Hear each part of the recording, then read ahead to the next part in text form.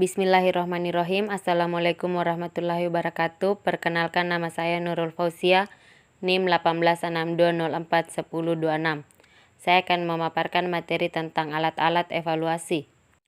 Alat evaluasi yang pertama yaitu non-tes. Non-tes terbagi 3, yaitu yang pertama angket, yang kedua wawancara, dan yang ketiga yaitu observasi. Angket. Ada beberapa pengertian angket seperti berikut ini. Yang pertama, angket adalah suatu alat pengumpul data yang berupa serangkaian pertanyaan yang diajukan pada responden untuk mendapatkan jawaban. Yang kedua, angket adalah suatu daftar atau kumpulan pertanyaan tertulis yang harus dijawab secara tertulis juga. Yang ketiga, angket merupakan teknik pengumpulan data yang dilakukan dengan mengadakan komunikasi dengan sumber data.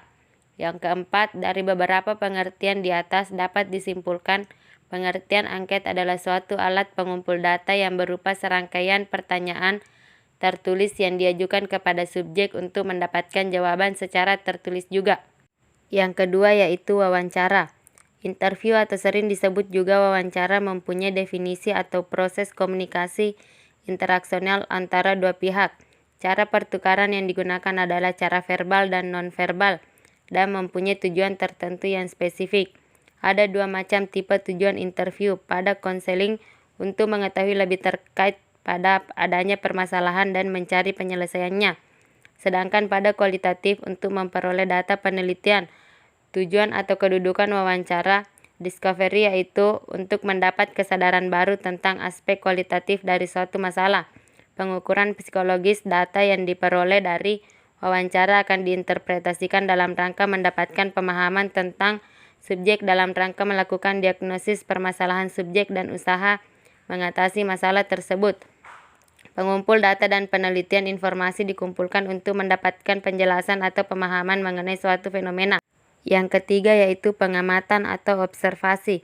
Observasi adalah metode atau cara-cara yang menganalisis dan mengadakan pencatatan secara sistematis mengenai tingkah laku, melihat atau mengamati individu atau kelompok secara langsung. Kebaikan dari observasi adalah sebagai berikut.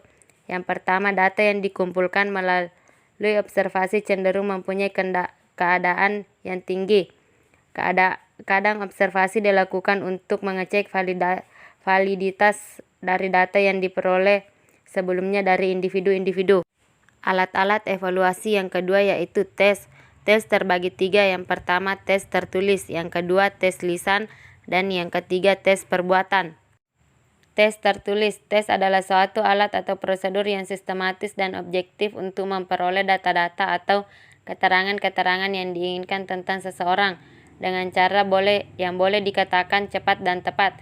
Terdapat 2 jenis tes yaitu tes subjektif dan tes objektif. Tes subjektif terbagi atas 2 jenis yaitu tes uraian bentuk bebas atau terbuka. Yang kedua tes uraian bentuk terbatas kelebihan. Tes objektif terbagi atas 4 macam yaitu bentuk benar salah, yang kedua bentuk menjodohkan, yang ketiga bentuk isian, dan yang keempat yaitu bentuk pilihan ganda. Tes lisan. Tes lisan adalah tes yang pelaksanaannya dilakukan dengan mengadakan tanya jawab secara langsung antar pendidik dan peserta didik. Menurut Tohaha menjelaskan bahwa tes ini termasuk kelompok tes verbal yaitu tes soal dan jawaban menggunakan bahasa lisan. Berdasarkan bentuknya dibagi menjadi 2. Tes lisan bebas dan tes lisan berpedoman pendidik. Tes lisan bebas yaitu pendidikan dalam memberikan soal kepada peserta didik tanpa menggunakan pedoman yang dipersiapkan secara tertulis. Yang kedua, tes lisan berpedoman pendidik menggunakan pedoman tertulis tentang apa yang akan ditanyakan kepada peserta didik. Kelebihannya dapat menilai kemampuan dan tingkat pengetahuan yang dimiliki peserta didik, sikap serta kepribadiannya karena dilakukan secara berhadapan langsung. Bagi peserta didik yang kemampuan berpikirnya relatif lambat sehingga sering mengalami kesukaran dalam memahami pernyataan soal, tes bentuk ini dapat menolong sebab peserta didik dapat menanyakan langsung kejelasan pertanyaan yang dimaksud.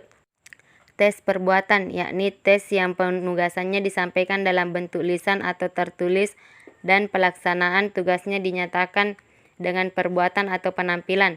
Penilaian tes perbuatan dilakukan sejak peserta didik melakukan persiapan melaksanakan tugas dan sampai dengan hasil akhir yang dicapainya.